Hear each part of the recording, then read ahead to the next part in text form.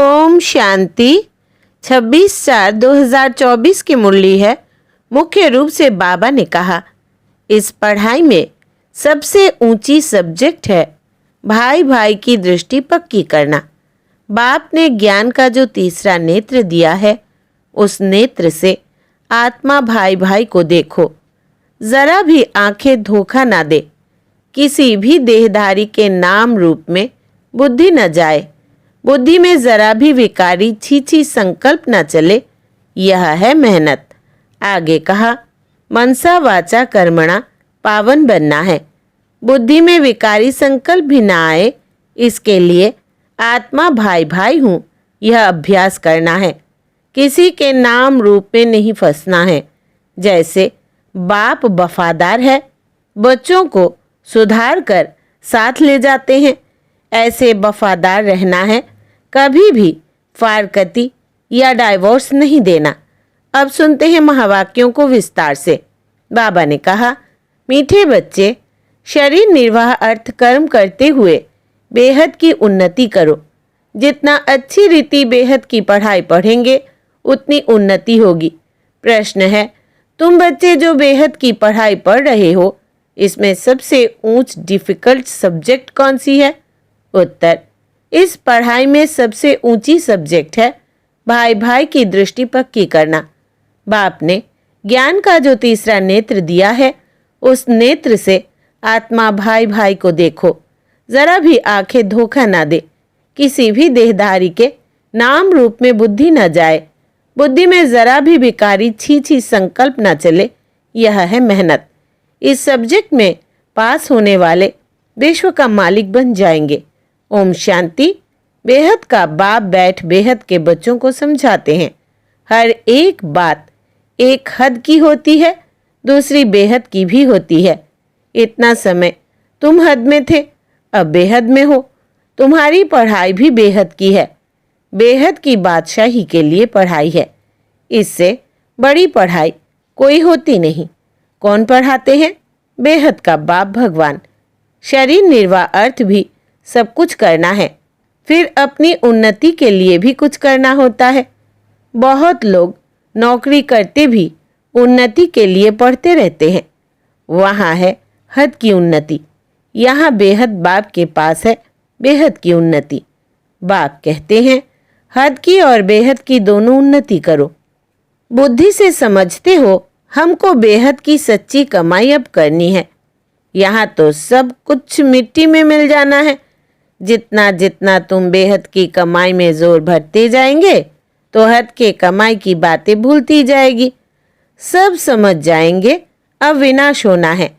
विनाश नजदीक आएगा तो भगवान को भी ढूंढेंगे। विनाश होता है तो जरूर स्थापना करने वाला भी होगा। दुनिया तो कुछ भी नहीं जानती। तुम प्रजापिता ब्रह्मा कुमार कुमारियां भी नंबरवार पुरुषार्थ अनुसार पढ़ाई पढ़ रहे हो। हॉस्टल में वो स्टूडेंट रहते हैं जो पढ़ते हैं, परंतु यह हॉस्टल तो न्यारी है। इस हॉस्टल में तो कई ऐसे ही रहते हैं जो शुरू में चले आए, वो रह गए हैं, ऐसे ही आ गए, वैरायटी आ गए। ऐसे नहीं सब अच्छे आए। छोटे छोटे बच्चे भी तुम ले आए। तुम बच्चों को भी संभालते थे, फिर उनमें कितने चले गए। बगीचे में फूल भी देखो, पक्षी भी देखो, कैसे टिकलू टिकलू करते हैं। यह मनुष्य सृष्टि भी इस समय ऐसे है। हमारे में कोई सभ्यता नहीं थी। सभ्यता वालों की महिमा गाते थे, कहते थे हम निर्गुण हारे में कोई गुण नहीं। भल कितने भी बड़े आदमी आते हैं, फील करते हैं कि हम रचयिता बाप और रचना के आदि मध्य अंत को नहीं जानते हैं। फिर वो किस काम के? तुम भी कुछ काम के नहीं थे। अब तुम समझते हो बाप की कमाल है। बाप विश्व का मालिक बनाते हैं। जो राजाई हमसे कोई भी छीन नहीं सकते। जरा भी कोई विघ्न डाल न सके। क्या से हम क्या बनते हैं? तो ऐसे बाप की श्रीमत पर जरूर चलना चाहिए। भल दुनिया में कितनी ग्लानि हंगामे आदि होते हैं। यह कोई नई बात नहीं है। 5000 वर्ष पहले भी हुआ था। शास्त्रों में भी है। बच्चों को बताया है। यह जो भक्ति मार्ग के शास्त्र है वो फिर भक्ति मार्ग में पढ़ेंगे। इस समय तुम ज्ञान से सुखधाम में जाते हो, इसके लिए पूरा पुरुषार्थ करना चाहिए। जितना अब पुरुषार्थ करेंगे उतना कल्प कल्प होगा। अपने अंदर जांच करनी है, कहाँ तक हम ऊंच पद पाएंगे। यह तो हर एक स्टूडेंट समझ सकते हैं कि हम जितना अच्छा पढ़ेंगे उतना ऊंच जाएंगे। यह हमसे होशियार है, हम भी होशियार बने। व्यापारियों में भी ऐसे होता है, मैं इनसे ऊपर जाऊं यानी होशियार बनूं। अल्पकाल सुख के लिए मेहनत करते हैं। बाप कहते हैं, मीठे मीठे बच्चों, मैं तुम्हारा कितना बड़ा बाप हूँ।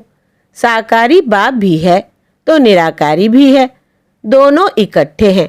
दोनों मिलकर कहते हैं, मीठे बच्चे, अब तुम बेहद की पढ़ाई को समझ गए हो, और तो कोई जानते ही नहीं। पहली बात तो हमको पढ़ाने वाला कौन? भगवान क्या पढ़ाते हैं? राजयोग। तुम राज ऋषि हो, वो है हठ योगी। वह भी है ऋषि, परंतु हद के। वो कहते हैं, हमने घर बार छोड़ा है। यह कोई अच्छा काम किया है क्या? तुम घर बार तब छोड़ते हो जब तुमको विकार के लिए तंग करते हैं। उनको क्या तंगी हुई? तुमको मार पड़ी तब तुम भागी हो। एक एक से पूछो, कुमारियों ने, स्त्रियों ने कितनी मार खाई है तब चली आई। शुरू में कितने आए? यहाँ मिलता था ज्ञान अमृत तो चिट्ठी ले आई कि हम ज्ञान अमृत पीने ओम राधे के पास जा रहे हैं। यह विकार पर झगड़ा हंगामा शुरू से चलता आ रहा है। बंद तब होगा जब आसुरी दुनिया का विनाश होगा, फिर आधा कल्प के लिए बंद हो जाएगा। अभी तुम बच्चे बेहद के बाप से प्रारब्ध लेते हो। बेहद का बाप सबको बेहद की प्रारब्ध देते हैं। हद का बाप हद की प्रारब्ध देते हैं, वो भी सिर्फ बच्चों को ही वर्षा मिलता है। यहाँ बाप कहते हैं, तुम बच्ची हो या बच्चा, दोनों वर्षे के हकदार हो। इस लौकिक बाप के पास भेद रहता है, सिर्फ बच्चे को वारिस बनाते हैं। स्त्री को हाफ पार्टनर कहते हैं, परंतु उनको भी हिस्सा देते नहीं हैं। बच्चा भी संभाल लेते हैं। बाप का बच्चों में मोह रहता है। यह बाप तो कायदे अनुसार सभी बच्चों अर्थात आत्माओं को वर्षा देते हैं। यहाँ बच्चे व बच्ची के भेद का मालूम ही नहीं है। तुम कितने सुख का वर्षा बेहद के बाप से लेते हो, फिर भी पूरा पढ़ते नहीं, पढ़ाई को छोड़ देते हो। बच्चियाँ लिखती है, बाबा फलाने ने ब्लड से लिख कर दिया है, अब नहीं आता है। ब्लड से भी लिखते हैं, बाबा आप प्यार करो व ठुकराओ, हम आपको कभी छोड़ेंगे नहीं। परंतु परवरिश लेकर फिर भी चले जाते हैं। बाप ने समझाया है, यह सब ड्रामा है। कोई आश्चर्यवत भागंती होंगे। यहाँ बैठे हैं तो निश्चय है, ऐसे बेहद के बाप को हम कैसे छोड़ें। यह तो पढ़ाई भी है, गारंटी भी करते हैं, हम साथ ले जाएंगे। सतयुग आदि में इतने सब मनुष्य नहीं थे, अभी संगम पर सभी मनुष्य है। सतयुग में बहुत थोड़े होंगे, इतने सब धर्म वाले कोई भी नहीं रहेंगे। इसकी सारी तैयारी हो रही है। यह शरीर छोड़ शांति धाम चले जाएंगे। हिसाब किताब चुकतू कर जहाँ से आए हैं पाठ बजाने वहाँ चले जाएंगे। वो तो होता है 2 घंटे का नाटक, यह है बेहद का नाटक। तुम जानते हो हम उस घर के रहवासी है और है भी एक बाप के बच्चे। रहने का स्थान है निर्वाण धाम, वाणी से परे, वहाँ आवाज़ होता नहीं। मनुष्य समझते हैं ब्रह्म में लीन हो जाते हैं। बाबा कहते हैं आत्मा अविनाशी है, उनका कभी विनाश हो न सके। कितनी जीवात्माएं हैं। अविनाशी आत्मा जीव द्वारा पाठ बजाती है। सब आत्माएं ड्रामा के एक्टर्स हैं। रहने का स्थान ब्रह्मांड वो घर है। आत्मा अंडे मिसल दिखाई पड़ती है, वहाँ ब्रह्मांड में उनके रहने का स्थान है। हर एक बात को अच्छी रीति समझना है। नहीं समझते हैं तो आगे चलकर आप ही समझ जाएंगे। अगर सुनते ही रहेंगे तो छोड़ देंगे तो फिर कुछ भी समझ नहीं सकेंगे। तुम बच्चे जानते हो, यह पुरानी दुनिया खत्म हो, नई दुनिया स्थापन होती है। बाप कहते हैं, कल तुम विश्व के मालिक थे, अब फिर तुम विश्व के मालिक बनने आए हो। गीत भी है ना, बाबा हमको ऐसा मालिक बनाते हैं जो कोई हमसे छीन ना सके। आकाश, जमीन आदि पर हमारा कब्जा रहता है। इस दुनिया में देखो क्या क्या है, सब है मतलब के साथी। वहाँ तो ऐसे नहीं होगा जैसे लौकिक बाप बच्चों को कहते हैं, यह धन माल सब कुछ तुमको देकर जाते हैं, इनको अच्छी रीति संभालना। बेहद का बाप भी कहते हैं, तुमको धन माल सब कुछ देते हैं, तुमने हमको बुलाया है, पावन दुनिया में ले चलो तो ज़रूर पावन बनाकर विश्व का मालिक बनाऊंगा। बाप कितना युक्ति से समझाते हैं। इसका नाम ही है सहज ज्ञान और योग। सेकंड की बात है, सेकंड में मुक्ति, जीवन मुक्ति। तुम अब कितना दुरांदेशी बुद्धि हो गए हो। यही चिंतन होता रहे कि हम बेहद के बाप द्वारा पढ़ रहे हैं, हम अपने लिए राज्य स्थापन कर रहे हैं, तो उसमें हम ऊंच पद क्यों ना पाए, कम क्यों पाए। राजधानी स्थापन होती है, उसमें भी मर्तबे होंगे ना, दास दासियां ढेर होंगे, वो भी बहुत सुख पाते हैं, साथ में महलों में रहेंगे, बच्चों आदि को संभालते होंगे, कितना सुखी होंगे। सिर्फ नाम है दास दासी। जो राजा रानी खाते वो दास दासियां भी खाते हैं। प्रजा को तो नहीं मिलता है। दास दासियों का भी बहुत मान है, परंतु उनमें भी नंबरवार है। तुम बच्चे सारे विश्व के मालिक बनते हो। दास दासियां तो यहाँ भी राजाओं के पास होती है। प्रिंसेस की जब सभा लगती है, आपस में मिलते हैं तो फुल श्रृंगार किए हुए ताज आदि सहित होते हैं। फिर उनमें भी नंबरवार बड़ी शोभनीक सभा लगती है। उसमें रानियां नहीं बैठती है, वो पर्दे में रहती है। यह सब बातें बाप समझाते हैं। इनको तुम प्राणदाता भी कहते हो, जियदान देने वाला। घड़ी घड़ी शरीर छोड़ने से बचाने वाला है। वहाँ मरने की चिंता नहीं होती है, यहाँ कितनी चिंता रहती है। थोड़ा कुछ होता तो बुलाएंगे डॉक्टर को कि कहाँ मर ना जाए। वहाँ डर की बात नहीं। तुम काल पर जीत पाते हो तो कितना नशा रहना चाहिए। पढ़ाने वाले को याद करो तो भी याद की यात्रा हुई। बाप, टीचर, सद्गुरु को याद करो तो भी ठीक है। जितना श्रीमत पर चलेंगे, मनसा वाचा कर्मणा पावन बनना है। बुद्धि में विकारी संकल्प भी ना आए। वो तब होगा जब भाई भाई समझेंगे। बहन भाई समझने से भी छीछी हो जाते हैं। सबसे अधिक धोखा देने वाली यह आंखें है।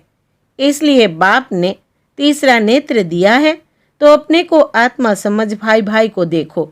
इसको कहा जाता है ज्ञान का तीसरा नेत्र। बहन भाई भी फेल होते हैं तो दूसरी युक्ति निकाली जाती है। अपने को भाई भाई समझो। बड़ी मेहनत है। सब्जेक्ट होती है ना, कोई बहुत डिफ़िकल्ट सब्जेक्ट होती है। यह पढ़ाई है, इसमें भी ऊंच सब्जेक्ट है। तुम किसी के भी नाम रूप में नहीं फंस सकते हो। बहुत बड़ा इम्तिहान है। विश्व का मालिक बनना है। मुख्य बात बाप कहते हैं भाई भाई समझो, तो बच्चों को इतना पुरुषार्थ करना चाहिए। परंतु चलते चलते कितने ट्रेटर भी बन पड़ते हैं। यहाँ भी ऐसे होता है। अच्छे अच्छे बच्चों को माया अपना बना देती है। तब बाप कहते हैं मुझे फारकती भी दे देते हैं, डाइवोर्स भी देते हैं। फारकती बच्चे और बाप की होती है और डाइवोर्स स्त्री और पति का होता है। बाप कहते हैं हमको दोनों मिलते हैं।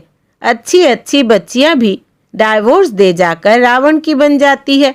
वंडरफुल खेल है ना। माया क्या नहीं कर देती है। बाप कहते हैं माया बड़ी कड़ी है। गायन है गज को ग्रह ने खाया। बहुत गफलत कर बैठते हैं। बाप से बेअदबी करते हैं तो माया कच्चा खा लेती है। माया ऐसी है जो कोई कोई को एकदम पकड़ लेती है। अच्छा, बच्चों को कितना सुनाएं, कितना सुनाऊं? मुख्य बात है अल्फ। मुसलमान भी कहते हैं सवेरे उठकर अल्फ को याद करो। यह बेला सोने की नहीं है।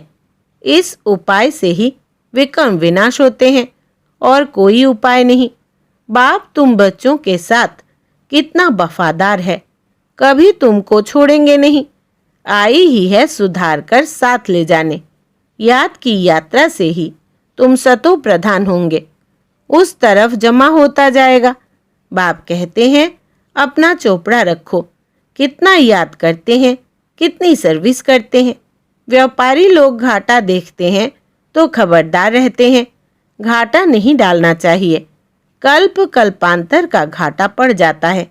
अच्छा, मीठे मीठे सिकिलधे बच्चों प्रति माता पिता बाप दादा का याद प्यार और गुड मॉर्निंग। रूहानी बाप की रूहानी बच्चों को नमस्ते और हम रूहानी बच्चों की रूहानी बाप दादा को याद प्यार, गुड मॉर्निंग और नमस्ते बाबा नमस्ते। धारणा के लिए मुख्य सार। पहला, मनसा वाचा कर्मणा पावन बनना है। बुद्धि में विकारी संकल्प भी ना आए, इसके लिए आत्मा भाई भाई हूँ यह अभ्यास करना है। किसी के नाम रूप में नहीं फंसना है। दूसरा, जैसे बाप वफादार है, बच्चों को सुधार कर साथ ले जाते हैं, ऐसे वफादार रहना है। कभी भी फारकती या डाइवोर्स नहीं देना। वरदान है सदा हल्के बन, बाप के नैनों में समाने वाले, सहज योगी भव। विस्तार है संगम युग पर जो खुशियों की खान मिलती है वो और किसी युग में नहीं मिल सकती। इस समय बाप और बच्चों का मिलन है। वर्षा है, वरदान है। वर्षा अथवा वरदान दोनों में मेहनत नहीं होती, इसलिए आपका टाइटल ही है सहज योगी। बाप दादा बच्चों की मेहनत देख नहीं सकते। कहते हैं बच्चे अपने सब बोझ बाप को देकर खुद हल्के हो जाओ। इतने हल्के बनो जो बाप अपने नैनों पर बिठाकर साथ ले जाए। बाप से स्नेह की निशानी है सदा हल्के बन, बाप की नज़रों में समा जाना। स्लोगन है नेगेटिव सोचने का रास्ता बंद कर दो तो सफलता स्वरूप बन जाएंगे। नेगेटिव सोचने का रास्ता बंद कर दो तो सफलता स्वरूप बन जाएंगे। अच्छा, ओम शांति।